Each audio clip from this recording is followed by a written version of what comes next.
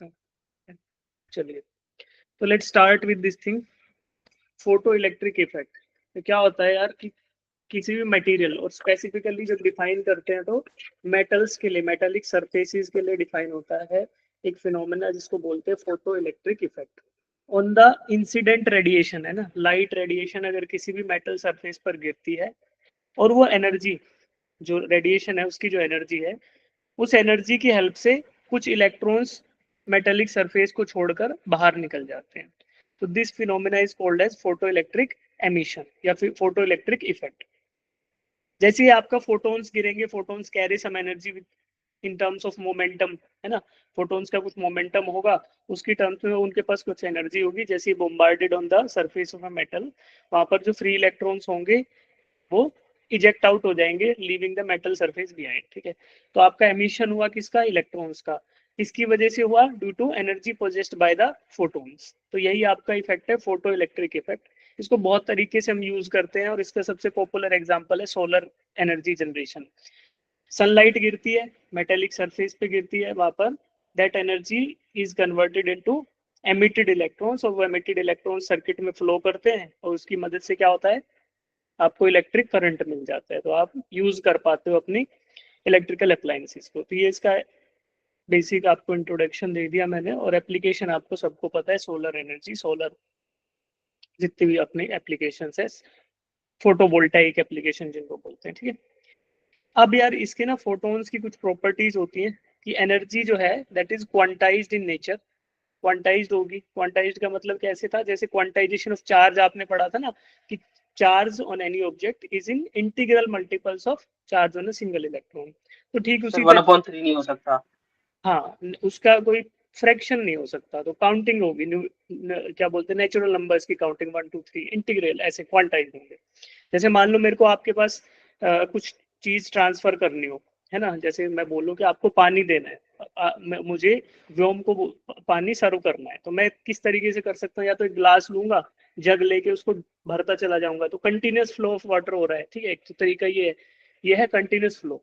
और क्वांटाइज क्या होगा, जैसे हम होली पे गुब्बारों से नहीं खेलते हैं कि हमने गुब्बारों के पैकेट्स बना लिए, एक गुब्बारा एक फेंक दिया, फिर दूसरा सर फेंक गुड दिया। इवनिंग। तो देर इज, हाँ गुड इवनिंग बेटा, there is some interval between the transfer of energy या ट्रांसफर ऑफ मैटर। तो एक इंटरवल अगर बीच में आ रहा है, बीच बीच में पैकेट्स, जैसे हमारे इंटरनेट के भी पैकेट्स होते हैं ना, डेटा पैकेट्स, तो डेटा भी ऐसे इंटरवल्स में जाता है। ठीक उसी तरीके से जो हमारे फोटोन्स आते हैं, they are also wave packets, ठीक है। और उस वेव पैकेट को एक स्पेशल नाम दिया हमने, क्या बोला, क्वांटा, ठीक है। दीज क्वांटाज या इनको फोटोन्स भी बोलेंगे, क्वांटाइज्ड फॉर्म ऑफ एनर्जी भी बोलेंगे, वेव पैकेट्स भी बोलेंगे। तो ये क्या बोल रहा है कि एनर्जी जो पोजेस करती है लाइट हमारी, that is transferred in terms of photons या in terms of wave packets. Continuous flow of energy नहीं है, पैकेट्स के फॉर्म में आएगा, ठीक है। जो आपकी क्वांटम थ्योरी है, ये जिसमें आप बोलते हो कि energy is transferred in wave packets या क्वांटाइज फॉर्म में, वो किस चीज को एक्सप्लेन करती है? It explains the particle nature of light. Dual nature of matter एडिशन में क्या होता है कि यही बोलते हैं ना हम कि radiation also possess some particle like properties, and particles या matter also possess some wave like properties, ठीक है। तो आपका क्वांटम थ्योरी जिसमें हम ये पढ़ रहे हैं, वेव पैकेट्स, ये क्या एक्सप्लेन करती है? It explains the particle nature of light. Otherwise हम क्या पढ़ते हैं? Radiation is electromagnetic, EM waves में भी पढ़ते हैं ना, इलेक्ट्रोमैग्नेटिक रेडिएशंस। तो उसका उसमें लेकिन ये पैकेट्स की बात नहीं करते, बट जो पैकेट की वेव थ्योरी है, क्वांटम थ्योरी है, ये क्या बोल रही है कि पार्टिकल नेचर ऑफ लाइट को एम्फसाइज करती है, ठीक है। अब इंपॉर्टेंट चीजें क्या है? दो इंपॉर्टेंट चीजें फोटोन से रिलेटेड, जो हमारे वेव पैकेट्स हैं, एनर्जी पैकेट्स हैं, इनको फोटोन्स बोला। इनकी दो इंपॉर्टेंट चीज है कि every photon will possess a definite amount of energy, उसकी एक फिक्स एनर्जी होगी, एक फिक्स मोमेंटम होगा, और मास, मास क्या होता है बताओ? मास ऑफ फोटोन क्या होगा? अरे पढ़ लिया आपने, मास ऑफ फोटोन क्या होगा? Not defined. हमने थ्योरी में मास ऑफ फोटोन को डिफाइन ही नहीं किया, हमने बस इसको डिफाइन कर दिया इन terms of energy and in terms of momentum, और फर्दर एम्फेसाइज किया कि फोटोन्स के पास एक डेफिनेट एनर्जी होगी और एक डेफिनेट मोमेंटम होगा, ठीक है। इतनी बात आपको समझ आती है। इसके बाद कुछ प्रॉपर्टीज है, कुछ फॉर्मूलाज है, वो लिखते हैं हम। Speed of light, photons always travel with the speed of light, and speed of light is approximately 3 × 10⁸ metre पर सेकेंड, है ना। 299, 748 ऐसा कुछ होता है ना। तो that is 3 into 10 to the power 8 metre पर second is the speed of photons. ये आपकी स्पीड ऑफ लाइट से ट्रेवल करेंगे। और energy possessed by the photon का फॉर्मूला आप सब लोग लिख लो, E is equal to H C by lambda. इस चीज को नोट डाउन कर लो, E is equal to H C by lambda. ये फॉर्मूला अभी काम आएंगे क्वेश्चन सॉल्व करेंगे जब। E is equal to H C by lambda. यहाँ पर H क्या है बच्चों? H इज प्लैंक्स कांस्टेंट है ना, प्लैंक्स कांस्टेंट की वैल्यू होती है 6.62 into 10 to the power minus 34 joule second. ठीक है, अब ये वैल्यू क्या है? कांस्टेंट है। उसके बाद speed of light, speed of light की वैल्यू क्या होती है? 3 into 10 to power 8 मीटर पर सेकेंड। तो इन दोनों, ये दोनों कांस्टेंट हो गए न्यूमरेटर में, तो क्या हम इनको मल्टीप्लाई करके भी इकट्ठा करके लिख सकते हैं? Yes sir. तो एक और फॉर्मूला का जन्म होगा, वो भी लिखवाता हूँ आपको, अगली स्लाइड पे है वो। तो energy possessed by photon is equal to H C by lambda. तो एच और सी तो कांस्टेंट हो गए, तीसरी चीज क्या बच गई इसमें? लैम्डा। ठीक है, अच्छा अब लैम्डा किस चीज पे डिपेंड करता है? वेवलेंथ ऑफ लाइट पे। Lambda depends on wavelength of light. तो क्या आपको ये बात पता है कि अलग अलग कलर की लाइट अलग अलग वेवलेंथ की होती है? Yes sir. Yes sir. बच्चे थे तब ये नहीं पढ़ा था? VIBGYOR, violet, indigo, red, blue, orange, ऐसे यस पढ़ते थे सर। के साथ रंग Yes, ऐसे पढ़ते sir. थे। तो उसमें अल्ट्रा वॉयलेट भी पता है आपको और इंफ्रारेड भी पता है ना, कि रेड से ज्यादा वेवलेंथ और वॉयलेट से कम वेवलेंथ, ऐसे वेवलेंथ पे डिपेंड करता है कलर का पैटर्न। ठीक है, तो lambda is dependent on light, कौन सी लाइट आप यूज कर रहे हो, कौन से कलर की, कौन से वेवलेंथ की आप लाइट यूज कर रहे हो। तो अब मुझे बताओ, क्या कलर ऑफ लाइट पे हमारा एनर्जी ऑफ फोटोन डिपेंड कर रहा है? Yes sir. कर रहा है ना बेटा? Yes. ठीक, यस सर। और फोटोन की वेलोसिटी अभी क्या बताई थी आपको मैंने? Not defined. वेलोसिटी बेटा, वेलोसिटी स्पीड ऑफ लाइट के बराबर, yes sir. Okay speed of sir. Light के बराबर। तो हर एक लाइट के फोटोन की इक्वल। स्पीड किसके बराबर होगी? Speed of light. तो क्या कलर पे स्पीड, कलर पे डिपेंड नो करेगी speed sir. Of photon? No करेगी। सर। चाहे आपका किसी भी कलर की लाइट हो, वो हमेशा स्पीड ऑफ लाइट से ही ट्रेवल करेगी। ठीक है, but energy possessed by the photon depends upon wavelength. Yes ठीक सर। बात है, समझते तो एक एक चीज को आपको समझ आएगा। ठीक है, अच्छा अब तीसरी चीज क्या बच गई? C is equal to nu lambda. आपको ये फॉर्मूला पता है, बचपन में पढ़ा होगा। C इज इक्वल टू, किसी भी रेडिएशन के लिए C is equal to lambda into frequency होता है, wavelength into yes sir. Frequency. ठीक है, तो अब हमें पता है कि यार ये जो है एनर्जी फ्रीक्वेंसी या वेवलेंथ पे डिपेंड करेगी ऑफ द फोटोन। तो जैसे ही आप लाइट अलग अलग, जैसे रेड लाइट या यूज की या येलो की या वायलेट यूज की, तो depending upon the colour of light आपका energy possessed by the photon change होगा। और उसका formula E is equal to H C by lambda, या फिर एच न्यू लिख सकते हो। C by lambda we can write as frequency. ठीक है, तो एच न्यू या फिर एच सी बाय लैम्डा, ये फॉर्मूला आप नोट डाउन कर लो, फिर अगला फॉर्मूला देखते हैं। ठीक है, अब मोमेंटम ऑफ फोटोन, तो मोमेंटम का हमें पता है यार, मोमेंटम क्या होता है? Energy divided by velocity, energy divided by velocity. तो वही हम यहाँ पे कर देंगे, energy of the photon divided by the velocity of the photon, जो कि स्पीड ऑफ लाइट के बराबर है। तो E बाय सी किया, तो वहां से मोमेंटम ऑफ द फोटोन क्या मिल गया? H by lambda. तो दूसरा फॉर्मूला ये लिख लो, momentum of the photon is H by lambda.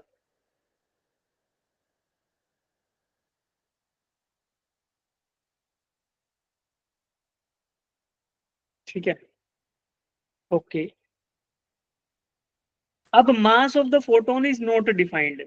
ठीक है, actual mass of the photon is not defined in classical terms, जैसे न्यूटोनियन मैकेनिक्स हम पढ़ते हैं, तो उन टर्म्स में हमने मास ऑफ फोटोन डिफाइन नहीं किया।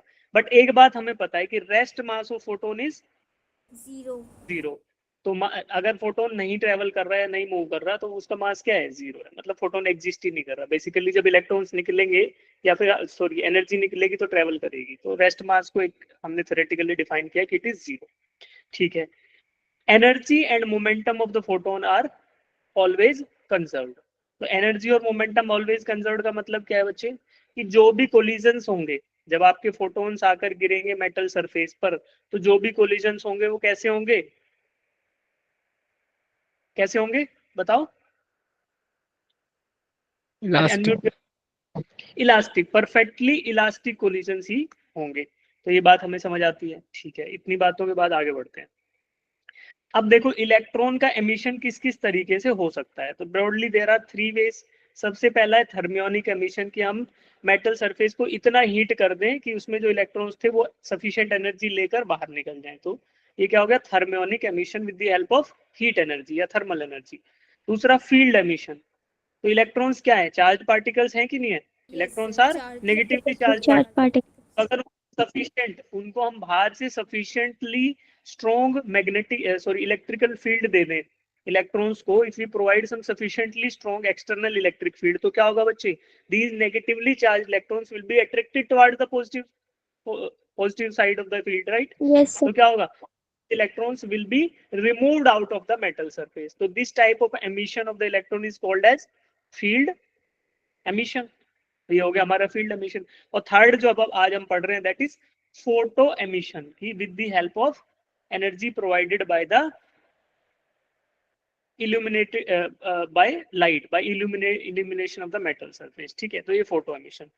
अब देखो, अब कुछ कुछ चीजें हैं जो आइंस्टीन सर ने ऑब्जर्व करी थी regarding the photo electric emission, ठीक है। इनको आइंस्टीन्स ऑब्जर्वेशंस भी बोलते हैं, ठीक है। तो इसमें क्या आता है बच्चों, एक एक करके हम ना इन स्टेटमेंट को पढ़ते हैं। एक बार आप चारों स्टेटमेंट को पढ़ो, जो ये दी हुई है 4 स्टेटमेंट, ये चारों इंपॉर्टेंट है। तब तक मैं एक चीज देखता हूँ यार, मेरा कुछ, तो ये 4 चीजें पढ़ो, फिर मैं आपको चारों चीजें बताता हूँ।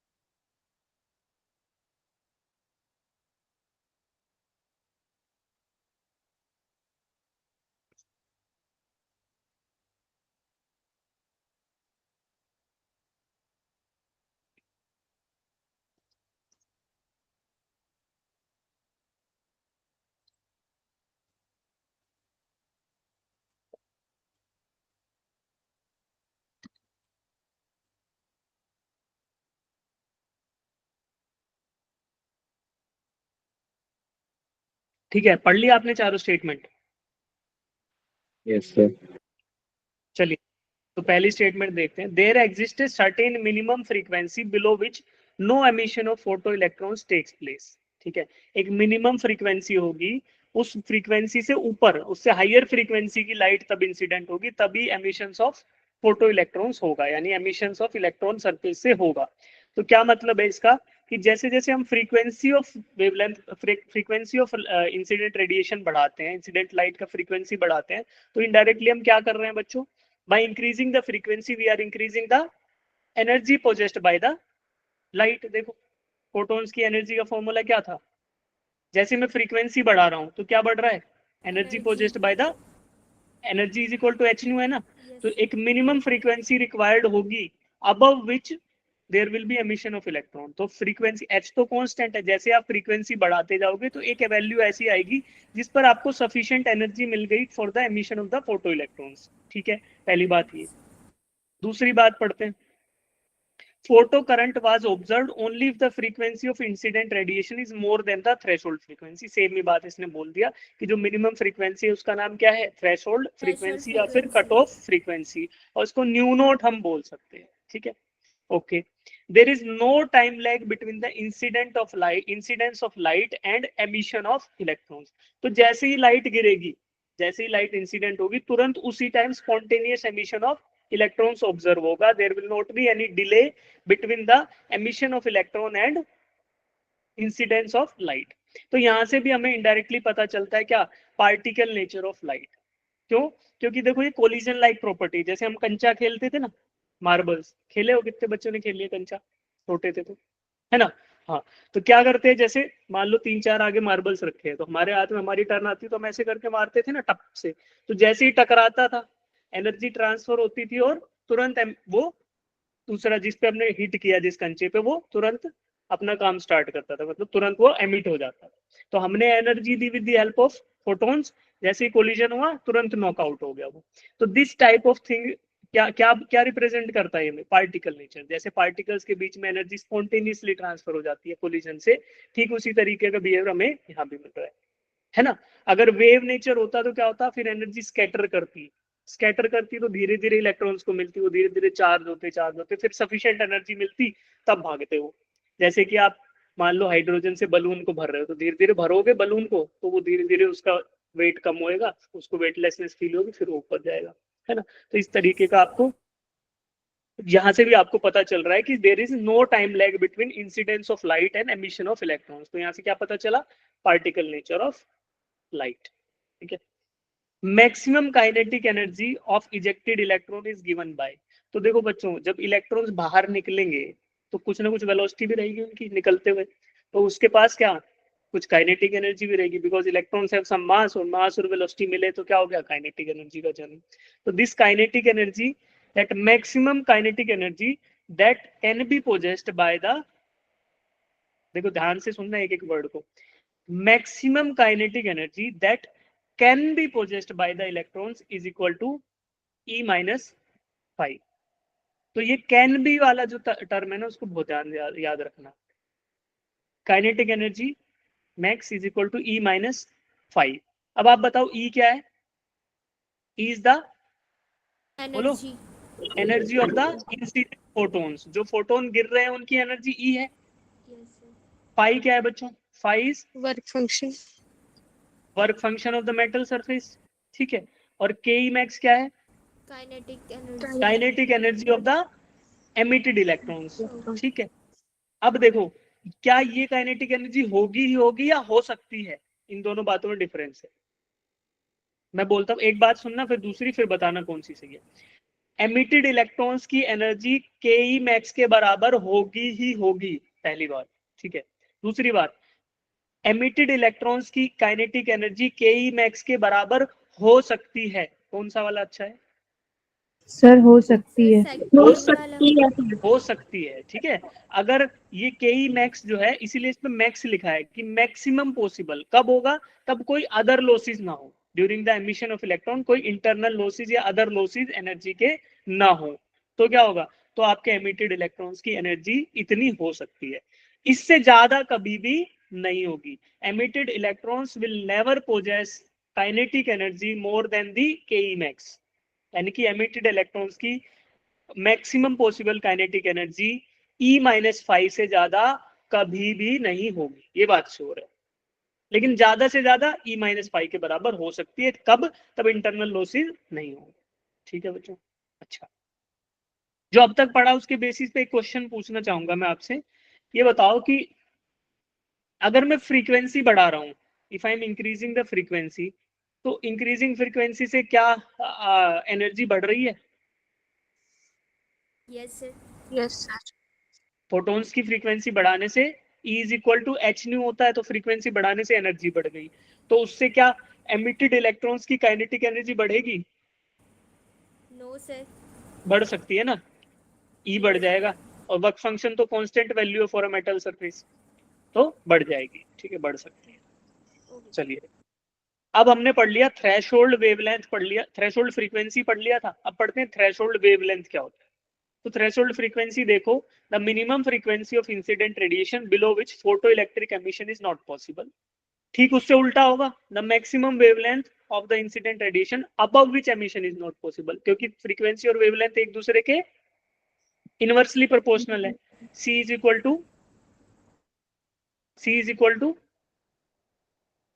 H nu, C is equal to nu lambda, sorry, C is equal to nu lambda, ठीक है। तो अगर फ्रीक्वेंसी जो है वो मैं उस पे मिनिमम का क्राइटेरिया लगाए, तो वेवलेंथ पे मैक्सिमम का लगेगा, इससे अबव वेवलेंथ पे एमिशन नहीं होगा। तो जो मैक्सिमम पॉसिबल वेवलेंथ है above which there will not be any photo electric emission, उसको बोलते हैं थ्रेशोल्ड वेवलेंथ, ठीक है। चलिए, के मैक्स का formula H nu minus five है, तो H C by lambda minus five, भाई एनर्जी को हम एच न्यू लिख सकते हैं या फिर एच सी बाई लैम्डा लिख सकते हैं। तो ये आपका हो गया के ई मैक्स। यार ये डिस्कशन मत करो चैट ग्रुप में प्लीज, बाद में कर लेना, ठीक है। तो के ई मैक्स जो है, अब थ्रेशोल्ड के लिए क्या होगा कि जो आपके फोटो इलेक्ट्रॉन्स हैं वो आपका जीरो वेलोसिटी से एमिट तो हो गए, बट उनके पास कोई एक्स्ट्रा एनर्जी नहीं है उस कंडीशन में। तो उस क्राइटेरिया को हम यूज करेंगे, के ई मैक्स को जीरो रख देंगे to find the values of threshold wavelength and threshold frequency. तो हमने जैसे ही इसको जीरो रखा तो हमें लैम्डा नोट की वैल्यू मिल गई बेटा, जो कि आपका आएगा एच सी बाय 5।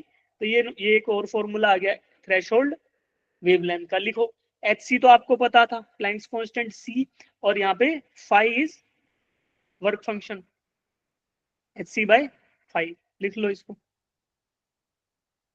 फिर वही किया, लैम्डा नोट बाई सी को हम लिख सकते हैं न्यू नॉट 1/न्यू नॉट, तो यहाँ से न्यू नॉट आ गया 5/h। ये दोनों चीजें लिख लो। Lambda naught is threshold wavelength and nu naught is threshold frequency. देखो इसको,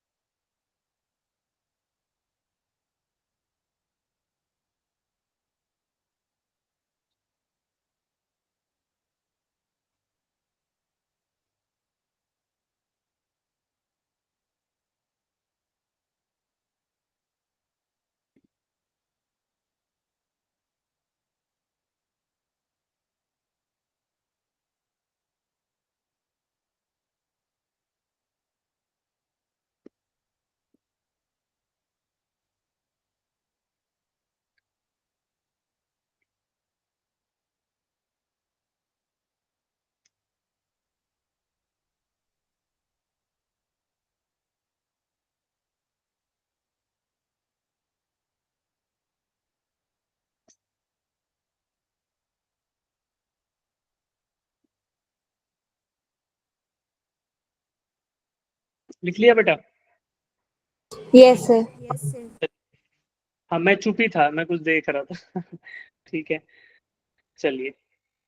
अभी एक इशू है जो मैं देख रहा हूँ ना बार बार बीच में रुक के, कि मेरे घर वाले गए हैं ट्रेन से, ठीक है।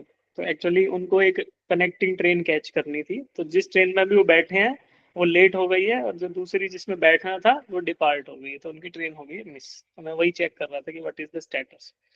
ठीक है, कोई बात नहीं, कभी कभी होता है, भारतीय रेलवे जिंदाबाद। हाँ जी, तो अब बात करते हैं। देखो केई मैक्स को अगर फ्रीक्वेंसी और वेवलेंथ के साथ प्लॉट किया जाए तो आपको एग्जाम प्रोस्पेक्टिव से ग्राफ याद होने चाहिए कि kinetic energy max is on vertical axis and frequency is on horizontal axis. तो हमें फॉर्मूला पता था कि भाई क्या होता है काइनेटिक एनर्जी मैक्स का फॉर्मूला, क्या होता है बच्चों फ्रीक्वेंसी के टर्म्स में। अभी देखो ऊपर था फॉर्मूला, हमारे नीचे भी लिखा हुआ है यहाँ भी, H nu minus H nu naught. तो H nu naught is a constant value, जो हम वर्क फंक्शन होता है, ठीक है। तो that is a constant value. H nu ये डिपेंड करेगा फ्रीक्वेंसी पे, जैसे जैसे आप फ्रीक्वेंसी बढ़ाते जाओगे तो एच न्यू की वैल्यू बढ़ती जाएगी। तो हम काइनेटिक एनर्जी मैक्स जब लिखेंगे तो जीरो फ्रीक्वेंसी पे क्या होगा, माइनस एच न्यू के बराबर एनर्जी होगी, यानी वर्क फंक्शन इज नेगेटिव। और इस वर्क फंक्शन को क्या बोल सकते हैं, binding energy of the electrons with their with the metal surface. तो जिस नेगेटिव एनर्जी से ये मेटल सरफेस पर चिपके हुए आपके इलेक्ट्रॉन्स, उसी को बाइंडिंग एनर्जी या वर्क फंक्शन बोलेंगे।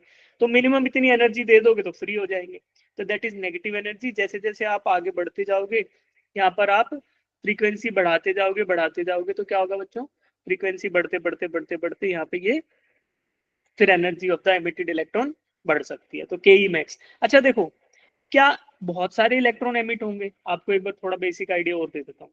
क्या बहुत सारे इलेक्ट्रॉन एमिट होंगे जब आपकी लाइट इंसिडेंट होगी, यस और नो? भाई फोटो यस करंट सर। कैसे, यस सर। हम 1 एम्पियर करंट की भी अगर बात करें, मिनिमम वैल्यू छोटे छोटी 1 एम्पियर करंट की, तो उसमें कितने इलेक्ट्रॉन होते हैं, है ना, करोड़ों इलेक्ट्रॉन होते हैं। तो जैसे ही फोटो इलेक्ट्रॉन्स गिरेंगे तो बहुत सारे इलेक्ट्रॉन एमिट होंगे। तो उस इलेक्ट्रॉन जो एमिटेड इलेक्ट्रॉन है ना, उसमें कुछ परसेंटेज की एनर्जी होगी के मैक्स के बराबर। कुछ इलेक्ट्रॉन्स ऐसे होंगे जिन, जैसे ही फोटोन गिरा कोई भी एनर्जी लॉसेज नहीं हुए, पूरी की पूरी एनर्जी लेके निकल गया, एमिट हो गए। तो certain portion of emitted electron उनके पास के मैक्स के बराबर एनर्जी होगी, कुछ के पास उससे कम होगी, फिर कुछ के पास उससे भी कम होगी। तो ऐसे ना एक स्पेक्ट्रम सा रहेगा एनर्जी लॉस का भी। ऐसा नहीं होगा कि के मैक्स कभी कभी ऑब्जर्व होगा, नहीं, कुछ कुछ इलेक्ट्रॉन्स होंगे इनके पास के मैक्स होगी, कुछ कुछ उससे कम होगी, कुछ उससे कम होगी, डिपेंडिंग अपॉन द इस पर्टिकुलर इलेक्ट्रॉन ने कितने लॉसेस ऑब्जर्व किए while being emitted from the surface of the metal. ठीक है, तो यहाँ से मुझे ये ग्राफ्स मैंने देखे, ठीक उसी तरीके से 1 बाय लैम्डा का ड्रॉ करोगे तो 1 बाय लैम्डा वाला भी सेम वैसा ही बनेगा, बस इसमें यहाँ पर H C by lambda naught के बराबर आपके पास यहाँ पे जो है वर्क फंक्शन है। तो आपने क्या किया, H C by lambda naught H nu naught को रख दिया, सेम प्लॉट है, तो 1 बाय लैम्डा का भी ऐसा प्लॉट आपको नजर आएगा। ठीक, चलिए अब ये वेव और पार्टिकल थ्योरी ये थियोरेटिकल आप पढ़ लेना कि इसमें कौन कौन सी प्रॉब्लम थी। 3 प्रॉब्लम्स आई थी, एक तो इंटेंसिटी प्रॉब्लम की, और एक ही मैं आपको बता चुका कि एकदम स्पॉन्टेनियस एमिशन होता है तो पार्टिकल नेचर है, और तीसरा है टाइम डिले। यहाँ भी टाइम डिले नहीं है, एकदम से एमिशन है, तो ये सब पार्टिकल थ्योरी को सपोर्ट करते हैं। ये क्वेश्चन बेस्ड, जैसे एग्जाम में आता है कि कौन सी थ्योरी से क्या समझ आता है, तो वेव नेचर से हमें ये प्रॉपर्टीज समझ आएंगी जिन पे टिक लगा हुआ है। पोलराइजेशन, सिर्फ फोटो इलेक्ट्रिक इफेक्ट जो है वेव से नहीं समझा सकते, फोटो इलेक्ट्रिक को समझाने के लिए हमें particle nature of the light को समझना पड़ता है, वही हमने स्टार्ट किया। photons are quantized form of energy, photo energy is transferred in terms of quantized form, और उनको फोटोन्स या क्वांटास बोलते हैं, दैट इज पार्टिकल नेचर। इसी की वजह से हमें फोटो इलेक्ट्रिक इफेक्ट समझ आता है। ठीक है, चलिए इसके बाद फोटो इलेक्ट्रिक इफेक्ट के ये वाले जो है effect of intensity of light on photo current. तो फोटो करंट पे जैसे जैसे आप इंटेंसिटी ऑफ लाइट बढ़ाओगे तो फोटो करंट क्या हो रहा है, लीनियरली इंक्रीज हो रहा है। ठीक है, लीनियरली इंक्रीज हो रहा है। उसके बाद फोटो करंट का, और ये किसका प्लॉट है, फोटो करंट एंड पोटेंशियल का। ठीक है, तो यहाँ पे सैचुरेशन करंट जो है उसके अकॉर्डिंग ये कलेक्टर प्लेट पोटेंशियल आपको मिल रहा है, और इधर नेगेटिव में जा रहे हो तो यहाँ पे स्टॉपिंग पोटेंशियल आपको मिल रहा है माइनस न्यू नॉट। ये आपका एक प्लॉट है। इसमें भी अगर आप फोटो करंट बढ़ेगा तो एक वेरिएशन और दिखाई देगा, जैसे जैसे आप फोटो करंट बढ़ाओगे तो आपका स्टॉपिंग पोटेंशियल पे कोई भी चेंज नहीं आया, बट सैचुरेशन करंट जो है कलेक्टर प्लेट पर मिलेगा, उसकी वैल्यू बढ़ती चली जाएगी। ठीक है, तो ये प्लॉट है, आपको समझ आ जाएंगे, ऐसे थ्योरेटिकल पढ़ना इनको। फिर काइनेटिक एनर्जी तो ये बता चुका, linearly with photo frequency of incident, ये हो गया, सब हो गया, इनकी कोई वो नहीं है। जो स्टॉपर पोटेंशियल है वो कांस्टेंट होती है क्या? स्टॉपिंग पोटेंशियल डिपेंड नहीं करेगा फोटो करंट पे। स्टॉपिंग पोटेंशियल ऐसा है नेगेटिव पोटेंशियल जो आप लगा दोगे उसके बाद आपको कोई भी करंट ऑब्जर्व नहीं होगा सर्किट में, उल्टे डायरेक्शन। ठीक है, चलो इसको छोड़ते हैं अभी। ये रेडिएशन प्रेशर ये आपको पहले पढ़ा दिया होगा। इसके बाद मैटर वेव्स। ठीक है, इस फोटो इलेक्ट्रिक के बाद मैटर वेव्स आएगा जिसमें आप डी ब्रोगलीज वेवलेंथ पढ़ोगे, इसके बाद पढ़ाएंगे मैम आपको। ठीक है, तो ये भी बहुत इंपॉर्टेंट चीज है डी ब्रोगलीज, तो थोड़ा बहुत इसमें दिया हुआ है वो आप पढ़ लेना यहाँ से। अब मैं आपको जो क्वेश्चन है वो करा देता हूँ फोटो इलेक्ट्रिक इफेक्ट के। ठीक है, 8-9 क्वेश्चन है, हम कर लेते हैं सारे के सारे। तो यहाँ से स्टार्ट करते हैं बेटा, क्वेश्चन नंबर 1। ठीक है, work function of a metal is 4 electron volt. देखो इसको पोल्स में करते हैं, नहीं तो बच्चे आप लोगों ने सॉल्व करना छोड़ दिया है, तो आप सब लोग पोल में आंसर करना। क्वेश्चन नंबर 1 का आंसर करेंगे, ठीक है, फिर 2 का, फिर 3 का, ऐसे ऐसे करके सबको सॉल्व करेंगे।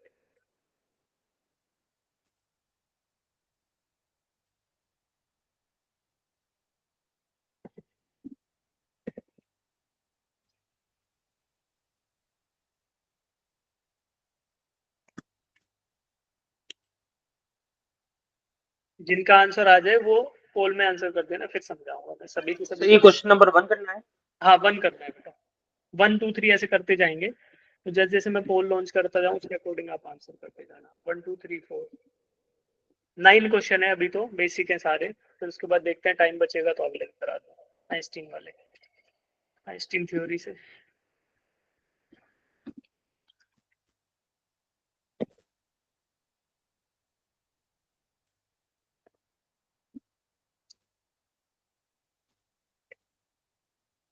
मुझे लग रहा है ट्रेन छूट गई है उनकी।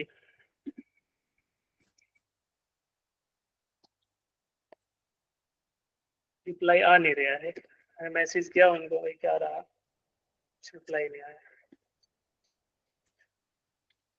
चलिए क्वेश्चन 1 पे आंसर करेंगे सभी बच्चे।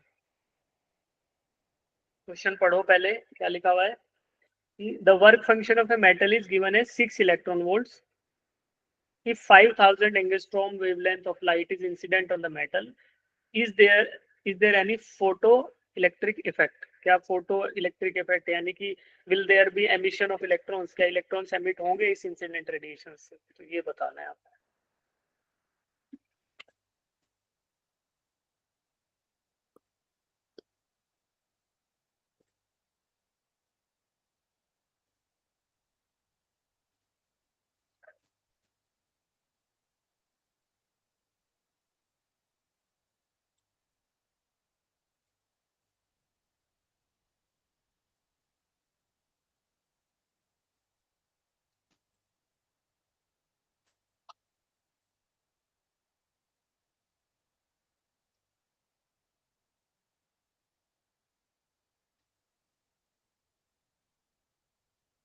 5 बच्चों ने वोट किया, सभी बच्चे सॉल्व करो इसको, है ना।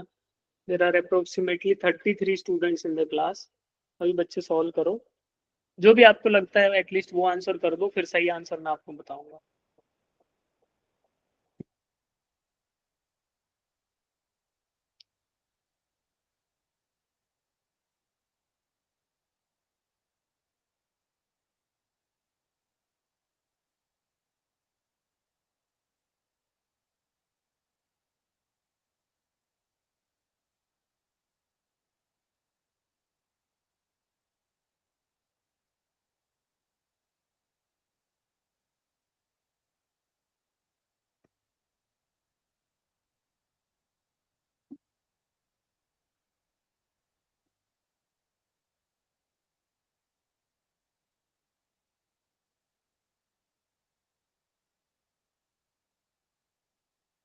सर कर दिया वो।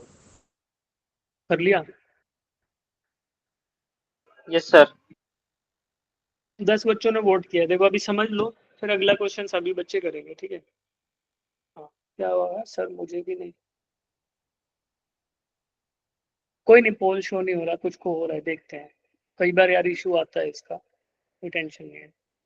चलो अब क्वेश्चन 1 को देखते हैं। Work function of a metal is given as this. तो आपको फाई का वैल्यू दे दिया बेटा, 6 इलेक्ट्रॉन वोल्ट। और अच्छा, एक इंपॉर्टेंट चीज भूल गया था मैं वहां पे बताना, ठीक है, वो वापिस एक बार जाके देखते हैं, या फिर यहीं बता देता हूँ, ठीक है। हमें क्या पता है, energy of electrons, energy of emitted electron कितना था? E इज इक्वल टू, बताओ, H C by lambda. Lambda.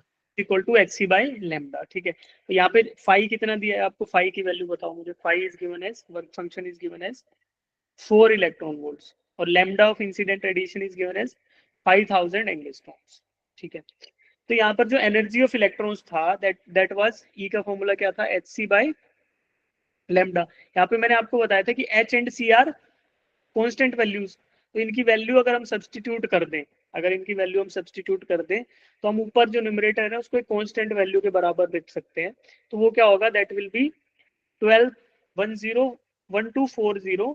और डिवाइडेड बाय लेमडा, ठीक है। लेकिन यहाँ पे लेमडा किस में होना चाहिए? Lambda should be in nanometers, because generally हम विजिबल लाइट की जो वेवलेंथ है किस में डिफाइन करते हैं? नैनोमीटर्स में, ठीक है। नैनोमीटर। तो energy of incident photons is H C by lambda, और अगर एच जो है, एच सी को फिक्स वैल्यूज डालें तो 1240 आएगा, और डिवाइडेड बाय लेमडा। तो अब देखो, अगर हमें लेमडा को नैनोमीटर में रखना है तो क्या कर सकते हैं बच्चे?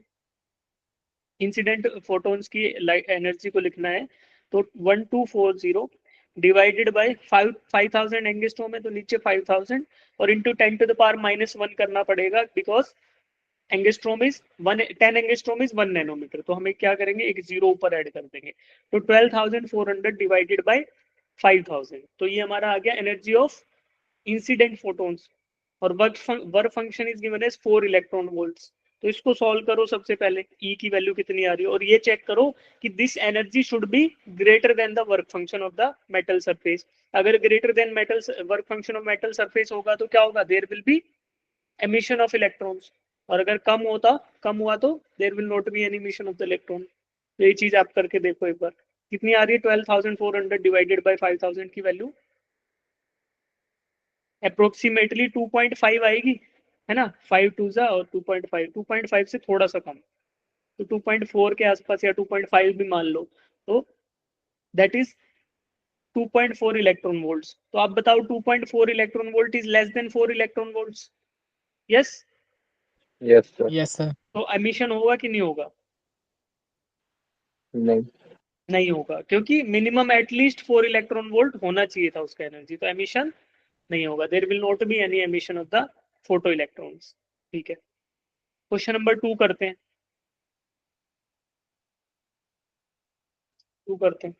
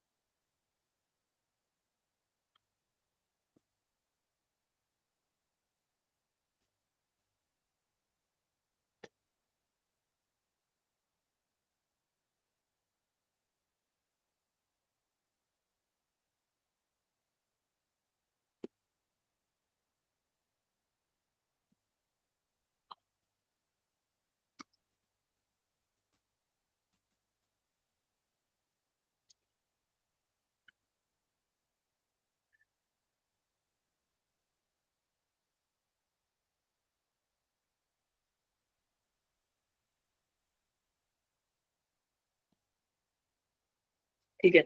The wavelength of photons in two cases are 4000 angstrom and 3600 angstrom respectively. What is the difference in stopping potential for these two? क्या डिफरेंस रहेगा स्टॉपिंग पोटेंशियल?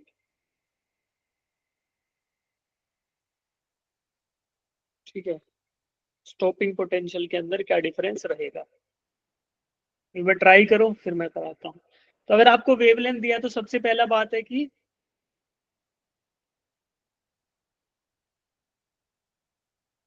सबसे पहली बात क्या है कि आप एनर्जी ऑफ द फोटोन्स निकालो. सबसे पहले उस एनर्जी ऑफ द फोटोन्स की हेल्प से आप फिर स्टॉपिंग पोटेंशियल का डिफरेंस निकाल सकते हो दोनों केसेस में. ठीक है, तो ये दो केसेस एक गिवन मेटल सरफेस के लिए दे रखे बच्चे.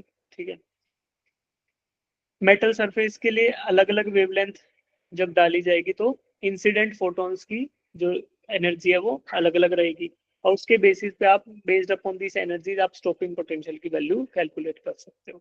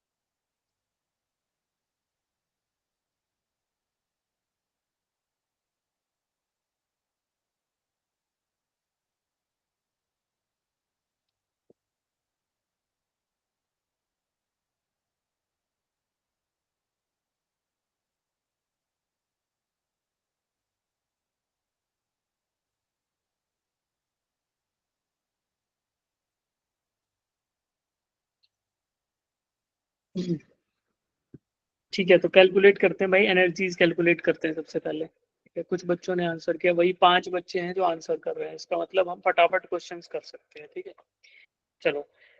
अब स्टॉपिंग पोटेंशियल क्या होता है पहले ये जान ले कि रिवर्स डायरेक्शन में एक पोटेंशियल अगर हम लगा दें सर्किट में, जब फोटो इलेक्ट्रिक सर्किट है उसमें रिवर्स डायरेक्शन में एक सर्टेन पोटेंशियल हम लगा दें तो उसके बाद there should not be any emission of electron, कोई भी एमिशन इलेक्ट्रॉन का नहीं होना चाहिए. तो वो क्या होगा, स्टॉपिंग पोटेंशियल को हम जनरली वी नॉट से लिखते हैं. तो V naught is equal to E minus five.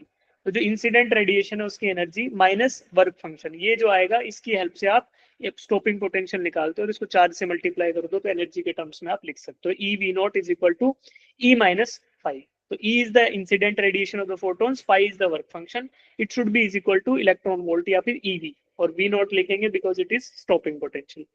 तो फर्स्ट केस में अगर मैं बोल दूं ई वी नॉट है तो energy of incident radiation in first case और वर्क फंक्शन तो कांस्टेंट रहेगा. दूसरी इक्वेशन लिख सकता हूँ e V naught in second case is equal to energy of incident radiation in second case minus work function of the metallic surface जिसकी हम बात कर रहे हैं.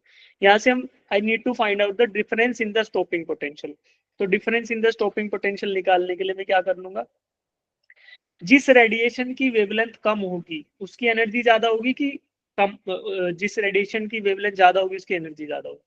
बताओ कौन से वाली रेडिएशन है उसकी एनर्जी ज्यादा होगी, 4000 एंगस्ट्रॉम या 3600 एंगस्ट्रॉम? 3600 वाले की. 3600. वेवलेंथ कम उतनी एनर्जी ज्यादा, जितनी फ्रीक्वेंसी ज्यादा उतनी एनर्जी ज्यादा. तो हम क्या रखते हैं, हाइयर रख देते हैं ई वी नोट को यानी सेकंड केस को. ठीक है, बिकॉज वहां पर ई टू की वैल्यू ज्यादा आने वाली है. तो E V in second case minus stopping potential in first case, ये आपका क्या आएगा E two minus phi, phi minus E one plus phi. तो फाइव फाइव तो कैंसिल हो जाएगा, it will be E two minus E one. और energy को हम निकालने के लिए हमें सिंपली पता है क्या करते हैं, 12,400 divided bye 3600 minus 12,400 divided bye 4,000।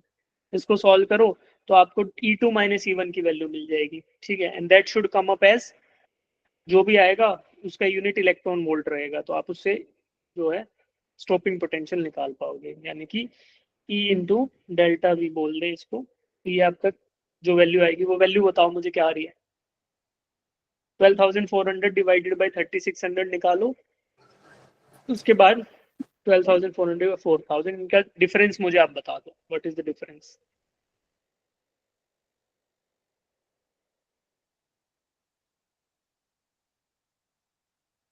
बताओ अच्छे।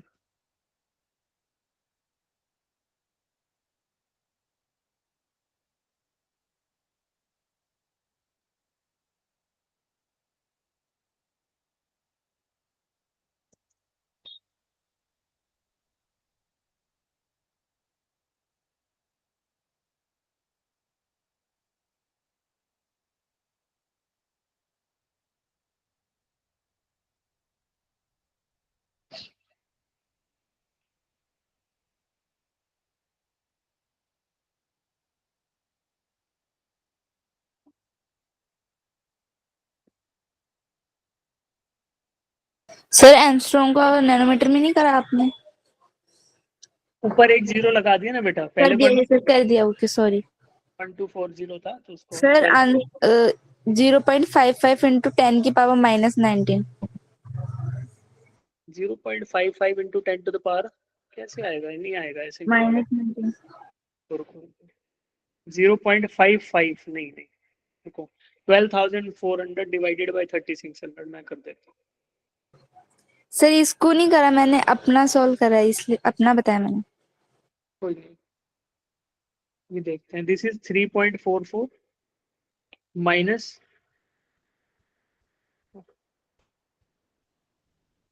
3.1, ठीक है। तो ये अप्रोक्सीमेटली जो आएगा 0.34 आएगा, 0.34 इलेक्ट्रॉन वोल्ट्स। तो यहाँ से आप पोटेंशियल की बात करो, यानी स्टॉपिंग पोटेंशियल में डिफरेंस जो है वो कितना आ गया, 0.34 वोल्ट्स, ठीक है। एनर्जी को कन्वर्ट कर लिया पोटेंशियल में, इलेक्ट्रॉन वोल्ट को वोल्ट में कन्वर्ट कर लिया, बिकॉज चार्ज तो दोनों साइड था, इधर इलेक्ट्रॉन था इधर भी इलेक्ट्रॉनिक चार्ज था।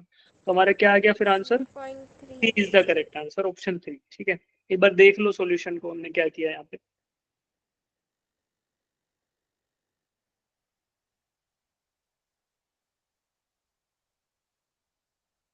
ठीक है, तो काफी बच्चों ने सही आंसर किया था इसका। Next question, question number 3 solve करेंगे। 3 बहुत आसान है।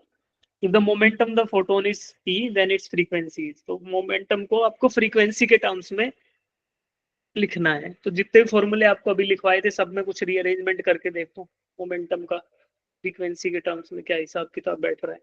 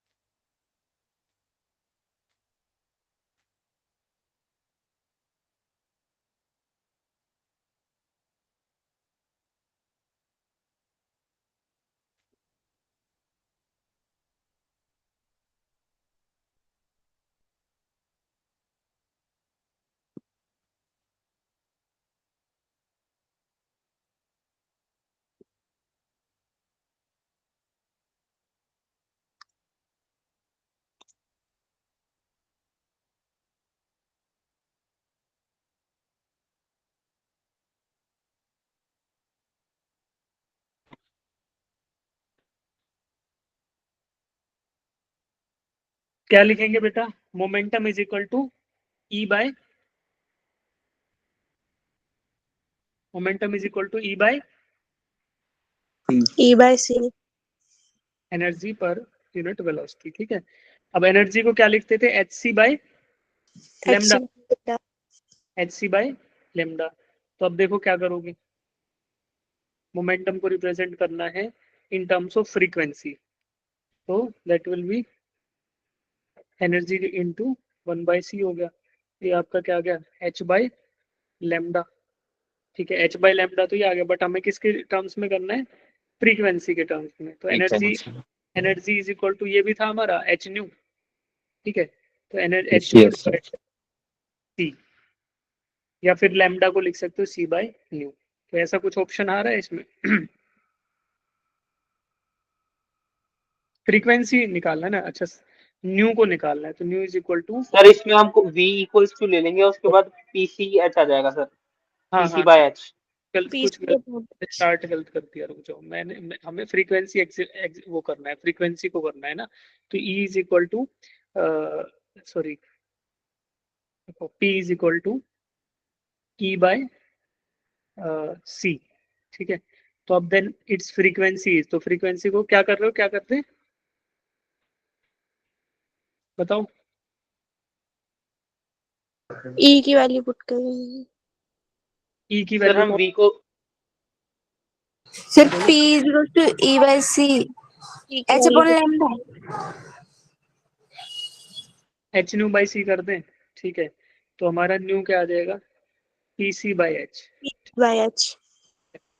तो एनर्जी के दो फॉर्मूला थे, energy is equal to H C by lambda, या फिर हम c बाय लैम्डा को न्यू लिख सकते हैं, तो h इंटू न्यू।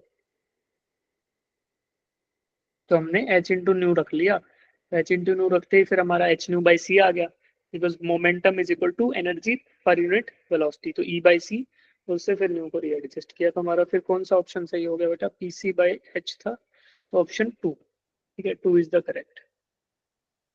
चलिए अब क्वेश्चन नंबर 4 करते हैं। सभी बच्चे करो यार ना, काफी कम बच्चे आंसर कर रहे हो पोल में। क्वेश्चन नंबर 4 करते हैं। The energy of the photon is E is equal to h nu, and the momentum of the photon is this, then the velocity of the photon will be। इसमें भी rearrangement करना है, खाली करो।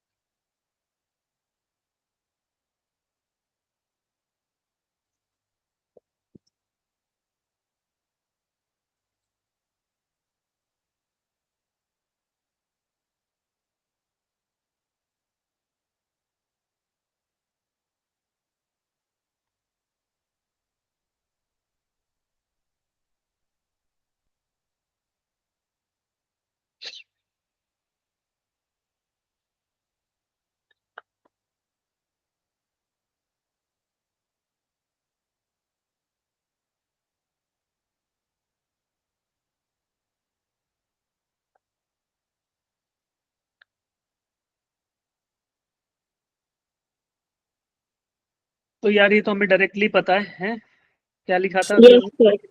E is equal to energy P पर is unit, equal to E upon C C is equal to E by E। E by P। Option 1 is the correct answer. ठीक है, चलो क्वेश्चन नंबर 5 करते हैं। Approximate wavelength of photon of energy this is. तो आपको photon दे दिया, उसकी energy दे दी, wavelength कैसे निकालोगे, E is equal to H C by lambda, और सी को लिखते हैं, अगर हमें वेवलेंथ देखो एंगस्ट्रॉम में निकालना है तो फिर क्या लिखते हैं, एच सी को 12,400 लिख देते हैं, और divided by lambda in angstrom, या फिर जनरल जो फॉर्मूला होता है वो होता है E is equal to 1240 divided by lambda in nanometers. ये तो 12,400 डिवाइडेड बाय लैम्डा कर दोगे, इससे आपको क्या लैम्डा निकालना है, तो आप एनर्जी से डिवाइड कर दो इसको। Energy sorry lambda is equal to 12,400 divided by 2.48, जो आंसर आएगा। अच्छा ये भी ध्यान रखो, इलेक्ट्रॉन वोल्ट्स में आता है ना एनर्जी का आंसर। तो लैम्डा इज इक्वल टू 2.48 से इसे डिवाइड करो, तो जो आंसर आए that will be the correct answer. कौन सा आंसर आएगा, वैसे ही दिख रहा है बिना कैलकुलेट किए, ऑप्शंस पे नजर लगाओगे तो पता चल जाएगा। 500 नहीं, हाँ सेकंड आएगा ऑब्वियसली, कैलकुलेट नहीं करना इसको बच्चों, ऑप्शन पे ध्यान रख लिया करो। सारे ऑप्शन बहुत दूर दूर हैं, 1000 2000 आ नहीं सकता, 500 नहीं आ सकता, है ना। एटलीस्ट भी डिवाइड भी करोगे तो 500 के आसपास नजर आ रहा है। हाँ हाँ, इलेक्ट्रॉन वोल्ट भी तो जूल ही होता है, मतलब समझो इस बात को, फीलिंग को, ठीक है। तो wavelength of 1 kilo electron volt photon is this. What is the frequency of 1 mega electron volt photons? Question number 6.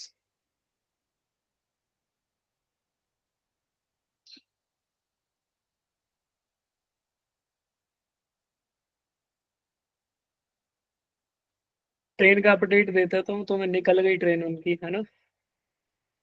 अब देखते हैं, कुछ और अरेंजमेंट करेंगे आपकी क्लास के बाद।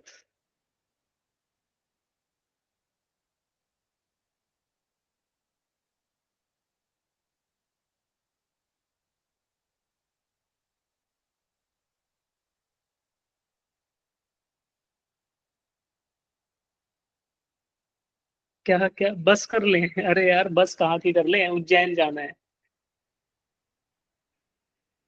बहुत लंबा सफर है, तो ट्रेन से ही जाना पड़ेगा, but we have to look for the alternatives. चलो ठीक है, क्वेश्चन नंबर 6 करते हैं। तुम ये 9 क्वेश्चन करो फटाफट, फिर मैं और कुछ उनका अरेंजमेंट करता हूँ, है ना। जितना जल्दी करोगे उतना बढ़िया है। छठे पे हैं, छठा सातवां आठवां नौवां, 4 क्वेश्चन कराएंगे, छोड़ देंगे आपको, ठीक है। फिर बिंदास इनको करना, नोट्स पढ़ना, थोड़ा होमवर्क दे दूंगा तो वो कर लेना। Okay sir.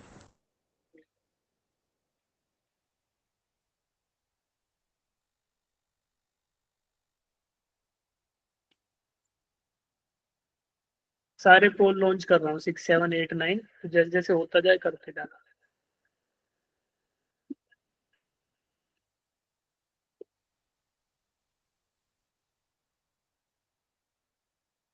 Wavelength of 1 kilo electron volts photon is this. What is the frequency of this photon?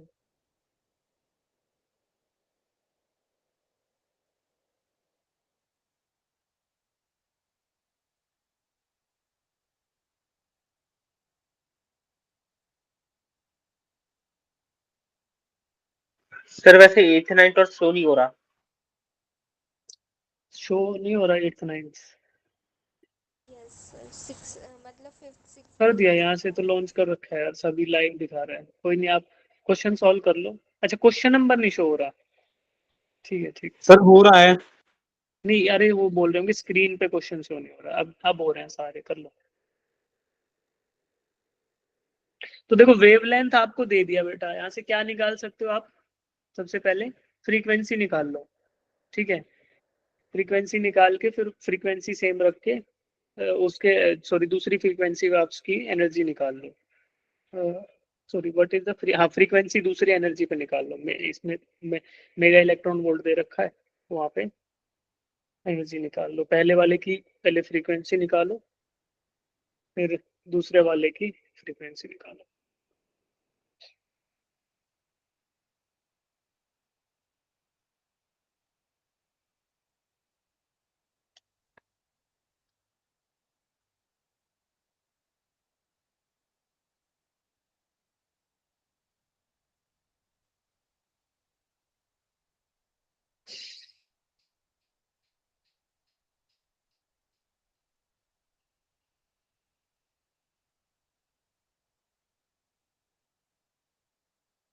या आप डायरेक्टली भी कर सकते हैं यार, शायद इसको डायरेक्टली।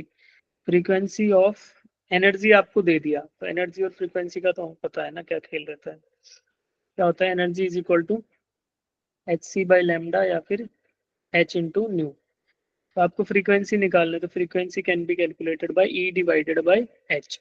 और एच की वैल्यू आप सबको याद होनी चाहिए, कितनी होती है? प्लैंक्स कांस्टेंट की वैल्यू बताओ, बोलो बोलो। 2.26 6.626 इंटू 10 टू द पावर -34। और एनर्जी कैसे, एनर्जी दिया है 1 मेगा इलेक्ट्रॉन वोल्ट, तो 1 इंटू 10 टू द पावर 6। और इलेक्ट्रॉन वोल्ट था तो उसको मल्टीप्लाई किससे करना पड़ेगा? चार्ज ऑन सिंगल इलेक्ट्रॉन, तो 1.6 इंटू 10 टू द पावर -19। ठीक है, ये कैलकुलेट कर लो तो यहाँ से आपको फ्रीक्वेंसी मिल जाएगी। बताओ इसका आंसर क्या है। क्वेश्चन नंबर 7 बताएंगे, पहले इसका आंसर बताओ फिर 7 देखते हैं।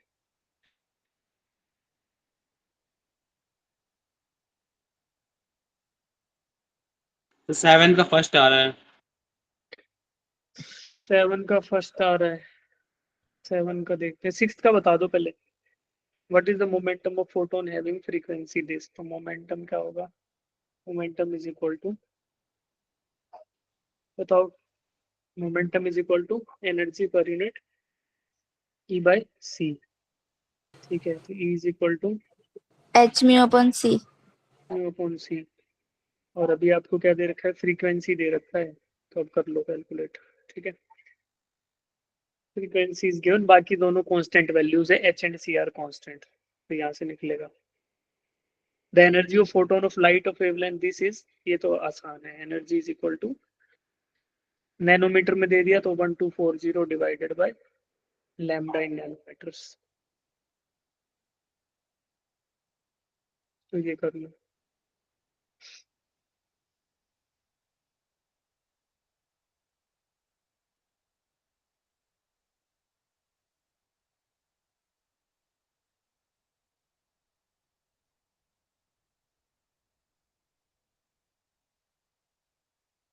सर जो 1 MeV लिखा है उसको किससे मल्टीप्लाई करेंगे इलेक्ट्रॉन वोल्ट में कन्वर्ट करने के लिए?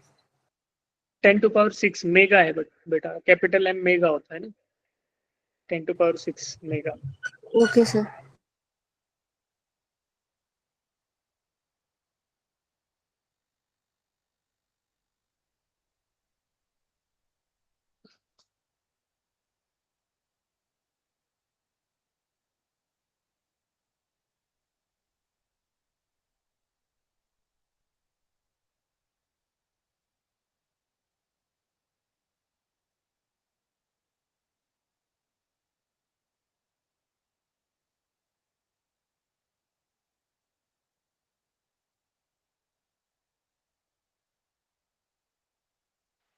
या 9 के ऑप्शंस में दिख रहे हैं।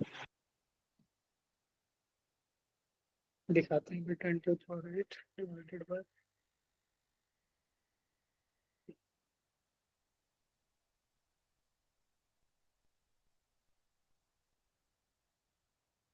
photon of frequency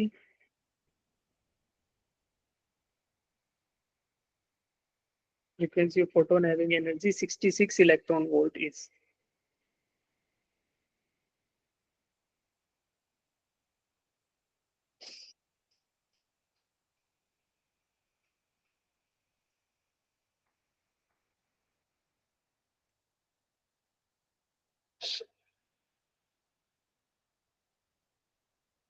बताओ क्या फॉर्मूला यूज करें, E is equal to H nu. ठीक है, अब 3 4 क्वेश्चन आपके सामने है, सभी के आंसर बताओ फटाफट।